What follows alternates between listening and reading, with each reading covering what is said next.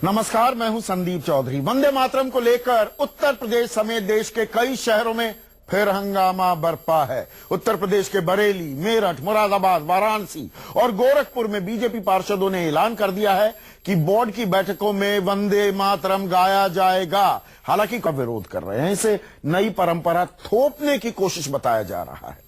इधर वंदे मातरम को लेकर देश के नेताओं की बयानबाजी भी नहीं थम रही है। उत्तराखंड में बीजेपी विधायक और मंत्री धन सिंह रावत ने धमकी दी है कि अगर उत्तराखंड में रहना है तो वंदे मातरम कहना होगा। इसलिए आज का हमारा सवाल, आखिर वंदे मातरम गाने से ऐतराज क्यों है, इस पर हम चर्चा करेंगे। कुछ खास मेहमान मेरे साथ जुड़ चुके हैं, लेकिन पहले सुनिए आज किस तरह से बयानबाजी हुई।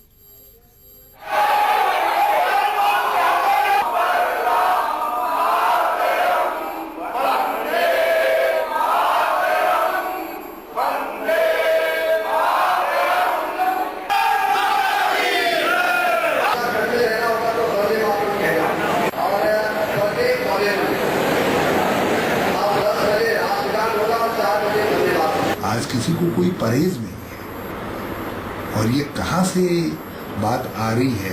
यदि कुछ पागल लोग इस राज्य के, इस देश के भविष्य को निर्धारित करेंगे, कोई कहेगा मैं ऐसा करता हूं, कोई कहेगा ऐसा करना चाहिए, तो इससे देश का कोई कल्याण नहीं होने जा रहा। और चर्चा में मेरे साथ कुछ खास मेहमान जुड़ गए हैं। मेरे साथ हैं बीजेपी के राष्ट्रीय प्रवक्ता डॉक्टर संबित पात्रा, मेरे साथ इस्लामिक धर्मगुरु मौलाना अंसार रजा गरीब नवाज फाउंडेशन चलाते हैं, मेरे साथ महेंद्र जोशी प्रवक्ता हैं कांग्रेस पार्टी के, और मुंबई से MIM यानी कि ओवैसी की पार्टी के MLA हैं सईद इम्तियाज जलील साहब। इसके अलावा राकेश सिन्हा संघ विचारक भी हमारे साथ जुड़ेंगे। अंसार रजा, वंदे मातरम कहने में क्या दिक्कत और क्यों दिक्कत? देखिए संदीप जी, कोई भी चीज हो मोहब्बत से बहुत अच्छी लगती है। आप जबरदस्ती मार मार के किसी को मुसलमान करो तो ये भी ठीक नहीं है। हम अगर हिंदुस्तान, राष्ट्रीय गीत है, सुन लीजिए, राष्ट्रीय गीत है, राष्ट्रीय तराना भी हम गाते हैं, राष्ट्रीय गीत भी हम गाते हैं, लेकिन अगर किसी चीज से, चूंकि माननीय सुप्रीम कोर्ट ने एक हुक्म दे रखा है, उसको भी तो हमें मानना चाहिए ना। आप जबरदस्ती दे रखा है? आप जबरदस्ती किसी से कबूल नहीं करवा सकते ना कि आप ये कहिए वो कहिए, ये कहना पड़ेगा तो मुल्क में। ये अभी तक क्या आज ही देश आजाद हुआ है क्या? इससे पहले सरकारें जो एतराज क्या है? बात एतराज की नहीं है। नहीं, एतराज की तो बात है। सुन ली नहीं, आप ये राष्ट्रीय गीत है कि नहीं है? ना राष्ट्रीय बिल्कुल है, इसमें तो उसको गाइए। हम राष्ट्रीय गीत हम आप अपने जब हिंदुस्तान के मुल्क, वही तो मैं पूछ रहा हूँ, मूल में जा रहा हूँ मैं तो, जड़ आप ये बताइए, अगर हम हिंदुस्तान जिंदाबाद कहते हैं, माँ तुझे सलाम कहते हैं, जय हिंद कहते हैं, जय हिंदुस्तान कहते हैं, उसमें क्या ऑब्जेक्शन है? तो राष्ट्रगीत गाने में क्या ऐतराज? तो राष्ट्रगीत गाया जाता है मोहब्बत से। आप गर्दन पे छुरी रख के तो नहीं गवा सकते। मोहब्बत से ही गाइए। तो आप जब आप किसी चीज को जबरदस्ती थोपना चाहेंगे, ऐसा करना होगा, तब रहना होगा, ये सब क्या है? आप फिर सवाल का जवाब नहीं दे रहे। ऐतराज किस बात पर? ऐतराज देखिए, हमारे यहाँ देखें, हमारे यहाँ हम अल्लाह के बंदे हैं। अल्लाह के अलावा आप हिंदुस्तान के नागरिक भी हैं। बिल्कुल हैं, हम हिंदुस्तान के नागरिक हैं, तो हिंदुस्तान जिंदाबाद। संविधान से भी बंधे हुए हैं। बिल्कुल संविधान से बंधे हुए हैं, बिल्कुल संविधान से बंधे हुए हैं, लेकिन पूजा हम खुदा की करते हैं, सर अपने रब के आगे झुकाते हैं। अपने देश के आगे नहीं। हम नहीं, देश के आगे सर थोड़ी झुकाया जाता है, जान लुटाई जाती है देश के लिए, सर नहीं झुकाया जाता। सर काटे जाते हैं, जो हमारे देश की तरफ बुरी नजर से देखेगा उनके सर काट लेंगे हम। वो एक अलग चीज हो गई। मुल्क से मोहब्बत जबरदस्ती नहीं करवाई जा सकती। हम अपने मुल्क से मोहब्बत दिलो जान से करते हैं। बीजेपी, RSS, बजरंग दल के कहने से मोहब्बत नहीं करते। हम अपने मुल्क पे जान कल भी निछावर करते थे, आज भी निछावर करते, और मरते दम तक इस देश के लिए मरते रहेंगे। आप जबरदस्ती मत करवाई किसी चीज को। ये इससे पहले भी सरकारें नहीं है, इतना बावेला कभी नहीं हुआ। संबित पात्रा, जोर जबरदस्ती क्यों? उत्तराखंड में रहना है तो वंदे मातरम कहना है। तमाम गोरखपुर, मेरठ, वाराणसी, बरेली, इलाहाबाद। देखिए संदीप जी, कुछ विषयों पे डिबेट मुझे लगता है नहीं होना चाहिए। क्या राष्ट्रगान पे खड़ा होना चाहिए? क्या हमें वंदे मातरम कहना चाहिए? क्या सुप्रीम कोर्ट ने भी कहा है, जो ये बात कह रहे हैं इन्होंने मुकम्मल नहीं की, मैं यहां जोड़ दूं, दर्शकों को भी बता दूं। सुप्रीम कोर्ट ने आर्टिकल 51A अनुच्छेद 51A का जिक्र करते हुए जो कर्तव्य, डायरेक्टिव प्रिंसिपल्स हैं, वो दरअसल जो कर्तव्य हमें निभाने होते हैं, उसमें उल्लेख राष्ट्रीय गान यानी कि जनगण मन और राष्ट्रीय ध्वज का किया है। राष्ट्रीय गीत का कोई उल्लेख नहीं है। देखिए, वंदे मातरम राष्ट्रीय नेशनल सॉन्ग है, इसमें कोई दो मत नहीं है। पार्लियामेंट में भी वंदे मातरम गाया जाता है। वंदे मातरम का जिस प्रकार का तो एक जगह पर रहना है तो वंदे मातरम कहना है। देखिए, सही कह रहे हैं धन सिंह रावत। सुनिए, हिंदुस्तान में रहना है तो वंदे मातरम कहना है, इसका एक बड़ा परिपेक्ष होता है। किसी को मार के क्या भगा दे रहे उत्तराखंड से या हिंदुस्तान से? बिल्कुल नहीं। धमकी भरे लहजे में ही हो रहा है। मेरठ में क्या हुआ ना 4 दिन पहले? क्या हो गया? किसी को भगा तो नहीं दिया देश से। एक तर्क वितर्क चल रहा है, एक तर्क चल रहा है कि देश में वंदे मातरम कहना चाहिए, जब नेशनल एंथम हो तो खड़ा होना चाहिए। मैं तो ये पूछ रहा हूं, ये कैसा कुतर्क है कि इस पे डिबेट भी हो रहा है कि नेशनल एंथम में मैं नहीं खड़ा हूंगा जी। आप जबरदस्ती बोलेंगे तो मैं नहीं खड़ा होऊंगा। आप मुझे प्यार से रिक्वेस्ट करो, प्लीज, जब जनगण मन हो तो खड़े हो जाओ, जब राष्ट्र ध्वज ऊपर जाए तो उसको सलाम करो। तो बीजेपी के ठेकेदार है वंदे मातरम कहलवाने की? हम ठेकेदार हैं, हम ठेकेदार हैं राष्ट्रभक्ति के लिए। राष्ट्रभक्ति आपसे नहीं सीखने मुझे। नहीं, आप किससे सीखेंगे? नहीं, आप किससे सीखेंगे? फिर आप अल्लाह के बंदे हैं, संविधान को नहीं मानेंगे, किसने कहा संविधान को नहीं मानेंगे? कोर्ट को नहीं मानेंगे, किसने कहा संविधान को नहीं मानेंगे? बंदे, अरे अब तो यहाँ तो देखिए, अल्लाह ने कहा है चिल्लाना नहीं है। नहीं, अल्लाह ने कहा सम्मान करना है दूसरों को। बिल्कुल सम्मान हम कर रहे हैं। तो आप ये बताइए, हमने कब कहा कि संविधान को नहीं मानेंगे? मैं बोल रहा हूँ, देखिए अल्लाह नाराज हो जाएंगे मेरे पे। कोई नाराज नहीं होगा। आप मेरे कार्यक्रम में पहले भी ताल ठोक चुके हैं। संविधान और अल्लाह में अल्लाह सर्वोपरि है, आपके लिए संविधान सर्वोपरि नहीं है। ये बात आप कह चुके हैं। मैं अभी फिर कह रहा हूं मैं कि हम उसी मजहब के बताए हुए रास्ते पर संविधान को सर आंखों पर लेकर के चलते हैं। उसी मजहब ने बताया कि आईन सर्वोपरि नहीं है। मेरे इस्लाम ने कहा है कि जिस मुल्क में रहो उससे वफादारी के साथ, मोहब्बत के साथ उसके लिए सर कटवाने के लिए तैयार रहो। हम अब भी कह रहे हैं वंदे मातरम नहीं गाएंगे। पर फिर वही बात करें, हम अब जब खुदा को अपना खुदा मानते हैं, हम क्यों किसी के बंदे बने? हम सिर्फ रब के बंदे हैं। अच्छा सुन लीजिए, इतना हम किसी और के बंदे नहीं ठीक है, हम रब के बंदे हैं। किसी के बंदे नहीं, सुन तो लीजिए, क्वेश्चन तो सुन लीजिए जी। आप सुप्रीम कोर्ट के आगे सर नहीं झुकाएंगे? नहीं झुकाएंगे? नहीं, आप नहीं झुकाएंगे। सुप्रीम कोर्ट की बात नहीं, सर झुकाने का बात मानेंगे? सुनिए, सर नहीं झुकाएंगे। सुन तो लीजिए, सर झुकाने का मतलब ऐसे सर झुकाना नहीं होता है ना। सर झुकाने का मतलब होता है अदब देना। सर झुकाने का मतलब, सुन तो लीजिए, सर झुकाने का मतलब होता है सम्मान देना। वंदे मातरम पे नेशनल एंथम में आप खड़े होते हैं, उसका मतलब ये नहीं होता कि सर झुका के खड़े हो जाइए। उसका अर्थ होता है देश के कोटि कोटि जनता के प्रति एक भाव, संविधान के प्रति एक आदर का भाव। इसमें सर झुकाना क्या होता है? आप देखिए, आप 20 बार कह चुके आप अल्लाह के बंदे हैं, संविधान ठीक है अल्लाह के बंदे हैं। ये IAS तो यही कह रहे हैं। ये सीरिया क्यों गिर गया? मतलब जो वंदे मातरम ने कहा है वो आपकी नजर में सब ISI के लोग हैं? ना। आप क्या कहना चाह रहे हैं? आप लोग RSS नहीं, आपने ये कहा ना कि फिर ISI के लोगों में क्या कर रहे हैं? आप सुनते कहाँ हैं? नहीं, आपने क्या कहा अभी? इसका मतलब ये नहीं चिल्लाने से नहीं समित जी, आपने अभी ये कहा, आपने ये कहा अभी कि जो लोग नहीं कह रहे वो ISI के लोग नहीं कह रहे हैं। कहाँ कहा? रिपीट करिए। अभी कहा, अभी आपने कहा। मैं क्या पूरा सेंटेंस कंप्लीट किया? आप इतना हड़बड़ा क्यों रहे? मैं कंप्लीट कर लूं, फिर आप मेरे पे अटैक करिएगा। ये ISI सीरिया आज ध्वंस क्यों हो गया? क्योंकि उनके लोग कहते हैं हम नहीं मानते, ये संविधान सीरिया का जो था पहले हम नहीं मानते, हम एक खैलिफेट बनाएंगे, हम खैलिफेट में वही करेंगे जो हम चाहेंगे, क्योंकि हम अल्लाह के बंदे हैं, यही कहते हैं ना वो लोग। तो आप ऐसी बातें क्यों फैला रहे? आप कहिए हम संविधान को मानते हैं, अल्लाह को भी मानते हैं। कब इनकार किया? अरे आपने बार बार ये प्रूव कर रहे हैं, अब भी नहीं कह रहे हैं कि हम बंदे रब के हैं, अपने भारत के संविधान को मानते हैं।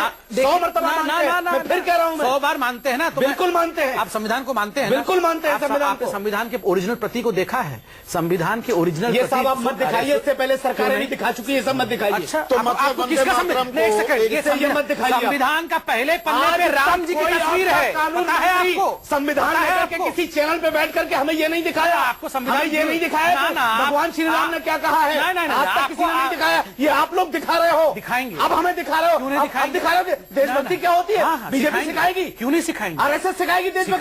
संबित जी माफ कीजिएगा, ऐसी देशभक्ति मत सिखाओ। मौलाना साहब आपको मौलाना बुनियाद पर चुनाव जीत के आए हो, हमें जरूरत नहीं पानी की। पानी आप लोग पीजिए, पानी आप लोग पीजिए, शांति से पानी पिलाएंगे। सुनिए आप मौलाना साहब, आपको तो मैं सम्मान करता हूँ, मित्र है मेरे आप। आपको याद है थोड़े दिन पहले, 1 वर्ष पहले आपने कहा था जनगण मन पे क्यों खड़ा होऊंगा मैं? जनगण मन में आपको आपत्ति थी कि भारत भाग्य विधाता, बिल्कुल ये तो अल्लाह के खिलाफ है, याद है आपने कहा था? बिल्कुल कहा था मैंने। वो भी अल्लाह के खिलाफ, ये भी अल्लाह के खिलाफ, ये हिंदुस्तान भी अल्लाह के खिलाफ। फिर आप क्या करेंगे? हिंदुस्तान के लिए किसने? तो आप थोड़े दिन बाद कहेंगे हिंदुस्तान में हिंदू नाम है, ये तो अल्लाह के खिलाफ है। जलील साहब नहीं है, नहीं। एक मिनट, जनगण मन कैसे अल्लाह के खिलाफ? एक मिनट, मेरे बाकी मेहमान भी हैं। अंसार रजा साहब जी। जलील साहब, मुझे ये बताइए ऐतराज क्या है राष्ट्र गान गाने में, राष्ट्र गीत गाने में? अब मैं दोनों चीज यहां पर जोड़ देता हूं, क्योंकि भारतीय भाग्य विधाता इस बात का भी जिक्र कर दिया है संबित पात्रा ने। जलील साहब। देखिए संदीप जी, सबसे खास बात यह है कि पिछले एक महीने के अंदर इस देश के जो अहम मुद्दे हैं उन मुद्दों के ऊपर अगर हम गौर करें तो पहले 20 दिन पहले anti Romeo squad Uttar Pradesh का, ये मेरे देश सवाल का गंभीर जवाब मुद्दा नहीं दिया था। आपने। उसके बाद गाय चलने लगी, उसके बाद गोरक्षा, राष्ट्रीय उसके गीत बाद गाने गोरक्षा, पर एतराज उसके क्यों? बाद कल के दिन महाराष्ट्र के अंदर बैलों की रेस तरफ, ये देश के सामने बहुत गंभीर विषय है। कल के दिन हम चाहेंगे कि कुछ इस तरह का फरमान आ जाए कि प्रधानमंत्री का 56 इंच का सीना है, हिंदुस्तान में रहना है तो हर एक का 56 इंच का सीना होना चाहिए। नहीं, आप बात जो तो हल्की योगी कर रहे साहब हैं। आए हैं उनके मेरा सर पे बाल नहीं सवाल है, का जवाब तो नहीं उत्तर दे रहे। प्रदेश के आप मुझे हर ये इंसान बताइए, के सर के राष्ट्रीय ऊपर गीत बाल नहीं गाने रहना पर एतराज चाहिए। क्यों? अब मेरी बात सुनिए, सीधा इसका जवाब दीजिए ना मुझे। देखिए मैं सीधा उसी के ऊपर आ रहा हूं, लेकिन अहम जो मुद्दे हैं देश के सामने, जरा वो मुद्दे भी है तो मेरे लोगों को बता देना चाहिए कि ये जब से भारत में ये जो सरकार आई है कैसे मुद्दों के ऊपर बहस हो रही है, ये भी जरा लोगों को पता चलना चाहिए। राष्ट्रीय प्राइम गीत टाइम के गाने पर अंदर एतराज जहां क्यों? पर पांचवी किसानों बार की पूछ रहा हूं आत्महत्या आपसे। के बारे में बात होनी चाहिए। सुनिए साहब, अगर कोई ये कहता है कि हम आपको ये करना पड़ेगा तो हम सरकारों के हिसाब से नहीं चलते हैं कि गोवा के अंदर एक अलग फरमान रहेगा, चाहिए या नहीं खड़ा होना चाहिए। आपको मर्जी है तो खड़े होंगे, नहीं मर्जी है तो नहीं खड़े होंगे। ये कैसा कानून है? ये कैसी बात है? नहीं, बिल्कुल नहीं। ये हमारा राष्ट्रीय गीत है। पूरे सम्मान के साथ हमको खड़े रहना है जब राष्ट्रीय गीत बजता है। ये हम पहले भी कहते आए हैं। तो वंदे लेकिन मातरम पात्रा साहब आप कह रहे हैं कि इसके ऊपर बहस ही नहीं होना चाहिए कि वंदे मातरम के ऊपर। एक सेकंड पत्रा साहब, एक सेकंड आप सुन लीजिएगा। आप ये कह रहे हैं कि वंदे मातरम के ऊपर बहस ही नहीं होना चाहिए। क्यों होना चाहिए? साहब, इसकी शुरुआत जो है वो आप खुद करिए। कहिएगा टीवी चैनल वालों को कि मैं नहीं आऊंगा अगर इस तरह के मुद्दों के ऊपर आप बहस करेंगे। आप सामने 7 से 8 बजे एक चैनल पे रहेंगे, 8 से 9 बजे दूसरे चैनल पे, 9 से 10 बजे। शुरुआत आपने आप ये बोल रहा है शुरुआत के बंदे संविधान को नहीं मानते हैं, आप बोलते हैं वंदे मातरम नहीं मानेंगे। कोई बोल रहा है जनगण मन पे खड़े नहीं होंगे। अरे आपने कहा, ये नहीं कहा कि संविधान को नहीं मानते। अरे हमने ये नहीं कहा। नहीं, बिल्कुल नहीं जनाब, ये जो सर्टिफिकेट हमें भी है, ये देशभक्ति की हमें है जो आप अपने पास रखिए। आप मुझे मत बताइए। मैंने नहीं कहा कि मैं संविधान को नहीं मानता। और ये 55-56 में कहा की बात कर रहे थे ना, हिंदुस्तान के संविधान को मैं साथ में रखता हूँ, बोसा देता हूँ उसको। ठीक है, होने वाला है साहब, 56 इंच होने वाला है बात जो आप कर होने रहे थे वाला है। आगे चाहिए ऐसा फरमान कभी नहीं आएगा। जिन बच्चों ने मुल्क से गद्दारी करके हटा दी जाएगी। आ सकता है साहब, पहले उन पर अटैक कीजिए।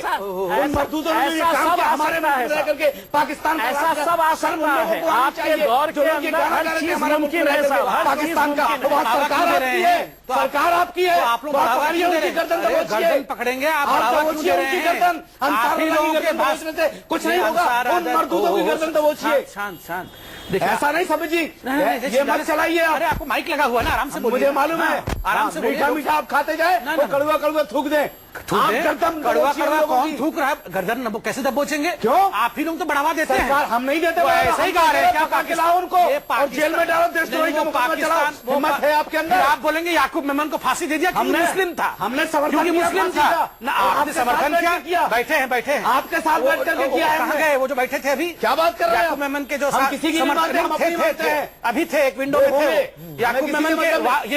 ये उंगली उठाए हुए हैं। हमने समर्थन उनका नहीं किया। ये उंगली उठाए हुए थे। ना ये जो उंगली उठाए हुए देखिए, ये बता रहे हैं कि वो समर्थक हूँ। समीर भाई मुझे बोलने का मौका दिया। बोलिए क्योंकि जलील वो साहब। मुस्लिम थे। जलील साहब को आप आरोप लगा रहे हैं संबित। जलील साहब रिस्पॉन्ड कीजिए। देखिए मैं ये बार बार आपको कहना चाह रहा हूं कि संबित महापात्र ये क्यों नहीं समझ में आ रहा है कि ये मुल्क जो है ये मेरा मुल्क है। ये बार बार सीरिया पे चले जाते हैं, ये बार बार पाकिस्तान के ऊपर अगर ये हमारा मुल्क है और है, मुल्क के जलील साहब मुल्क आपका भी है, मुल्क मेरा भी है, मुल्क अंसार रजा का भी है। पात्रा साहब ये मेरा मुल्क है, आपका मुल्क है, अंसार रजा का मुल्क है, तो इस मुल्क के राष्ट्रीय गीत को गाने से गुरेज क्यों? ना आपके सामने झुकने वाले हैं। आपको क्या फरमान लाना है लेके आइएगा, हम आपसे डरने वाले नहीं हैं। अच्छा, ये तो आप हर धमकी भी दे रहे हैं कि एक नया हम फरमान संविधान लेके को आते मानेंगे हैं, भी समझते हैं नहीं। कि हम डर आप जो जाएंगे, कर हम लीजिए डर कर जाएंगे। लीजिए, तो कमाल की बात है। मगर एक बात बता दूं, नहीं, आप लोग वही पार्टी है ना जो कह रहे थे 15 मिनट के लिए पुलिस हटा दो, फिर हम दिखा देंगे हिंदुओं का क्या होगा। आप वही पार्टी है ना, करते हैं नहीं आप वही पार्टी है ना कि 15 मिनट के लिए पुलिस हटा दो, फिर हम दिखा देंगे हिंदुओं का क्या होगा। तो हम करते हैं साहब। बताइए क्या क्या चीजें संविधान के अंदर है जो आप लोग हमारे ऊपर थोपना चाह रहे हैं। संविधान के हिसाब से बाबा साहब अंबेडकर जी ने दिया हुआ संविधान के हिसाब से हम चलने वाले लोग हैं, उसका पूरा आदर, उसकी पूरी इज्जत करते हैं। लेकिन पत्रा साहब अगर फरमान जारी करेंगे कि ये करना नहीं करेंगे आप, महिलाओं की बिल्कुल नहीं करेंगे। महेंद्र जोशी, मैं कांग्रेस के प्रवक्ता का भी रुख ले लूं, क्योंकि पहली दफा राष्ट्रीय गीत बनने से पहले वंदे मातरम गाया गया था सार्वजनिक मंच पर 1896 में राष्ट्रीय कांग्रेस का, उस वक्त की कांग्रेस के राष्ट्रीय अधिवेशन में।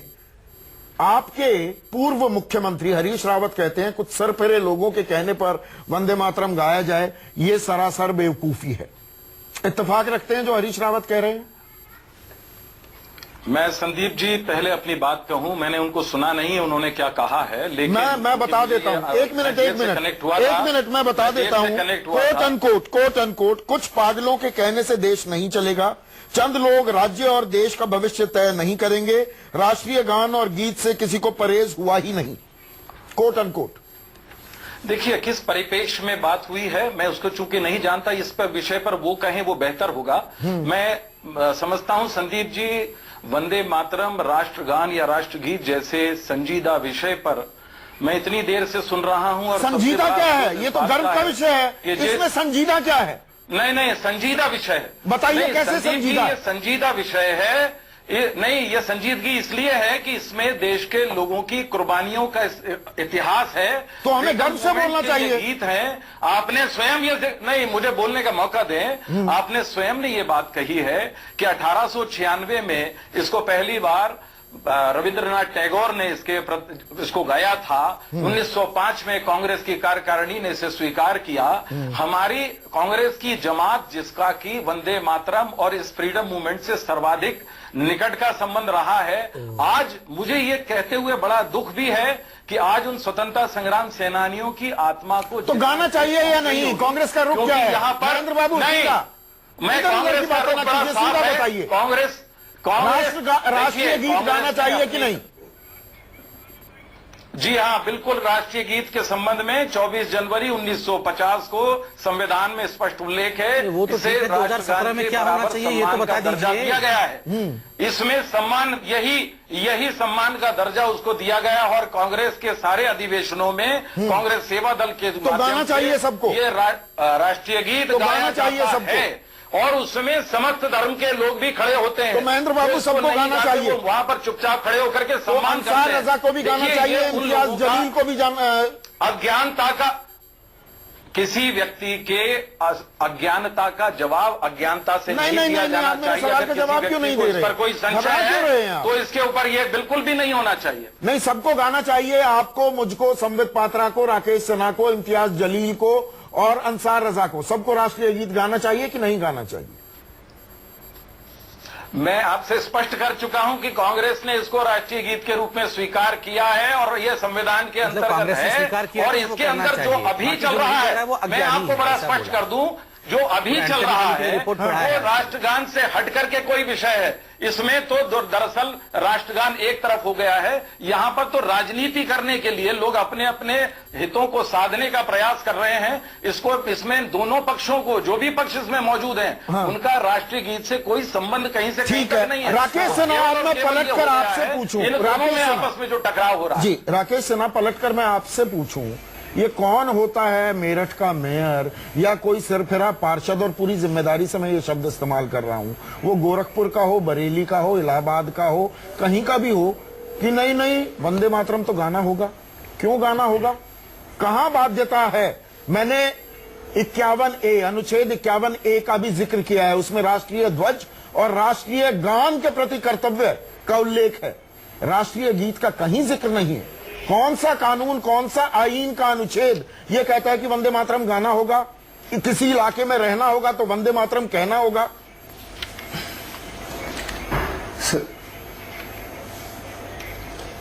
संदीप जी, आप इतिहास के छात्र हैं, मुझे लगता है मॉडर्न इंडियन हिस्ट्री के ही आप छात्र हैं।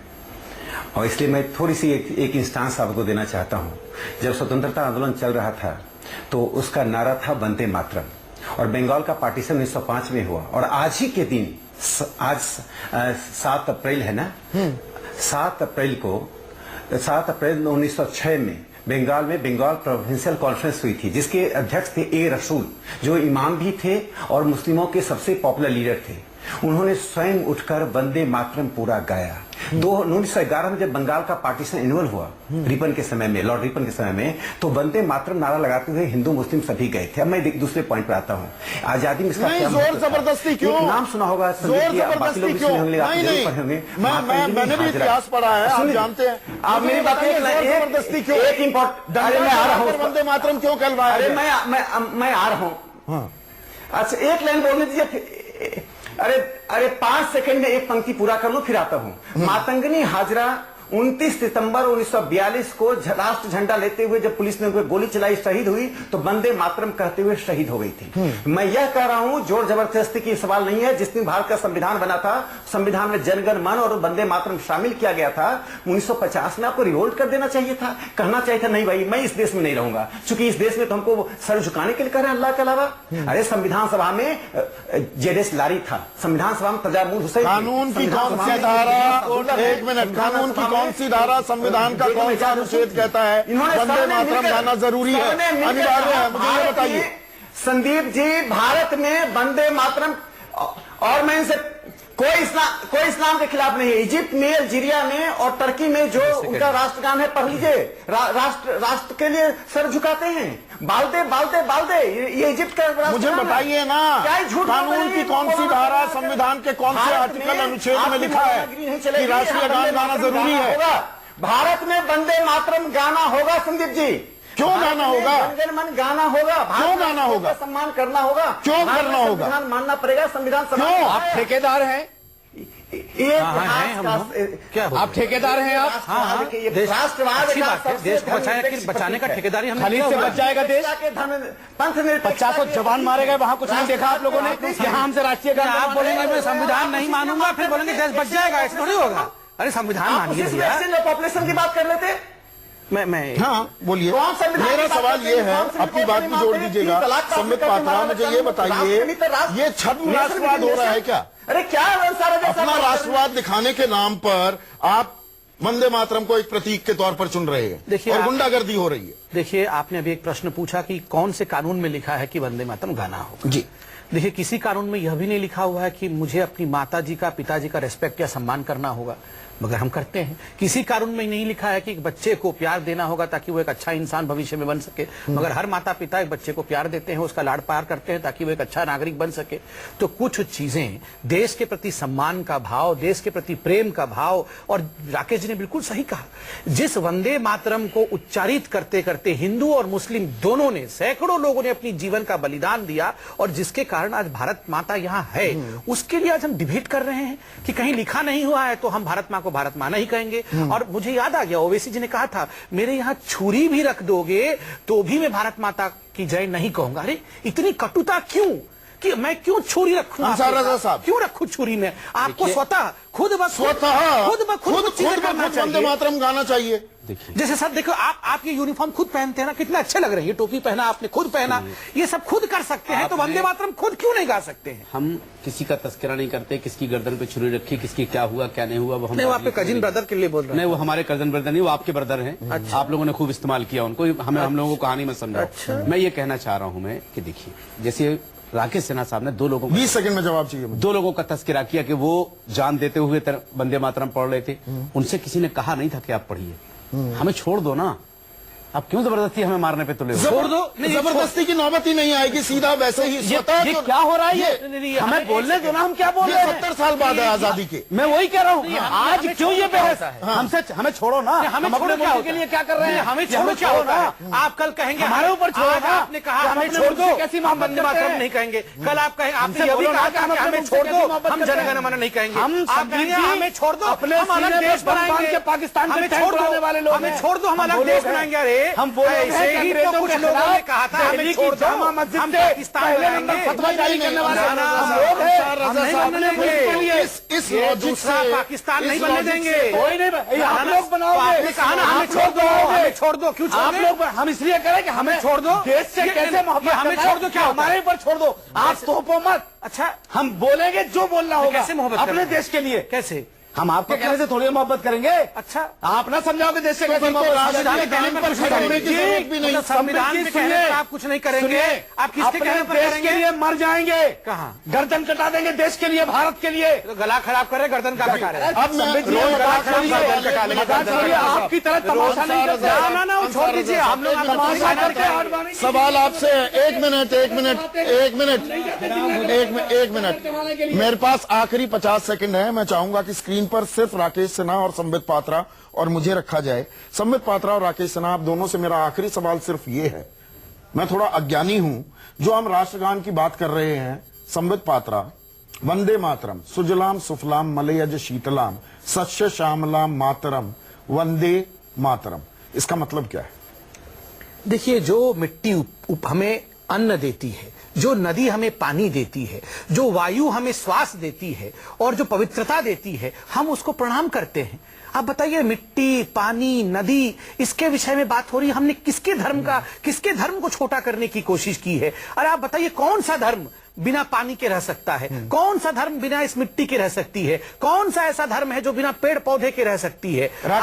जिस देश ने हमें इतना दिया, मैं समझ गया। देश के लिए थोड़ा सजदा करने के लिए हमें ज्योत्स्नाम पुलकित यामिनी फुल्ल कुसुमित द्रुमदल शोभिनी, इसका मतलब क्या हुआ?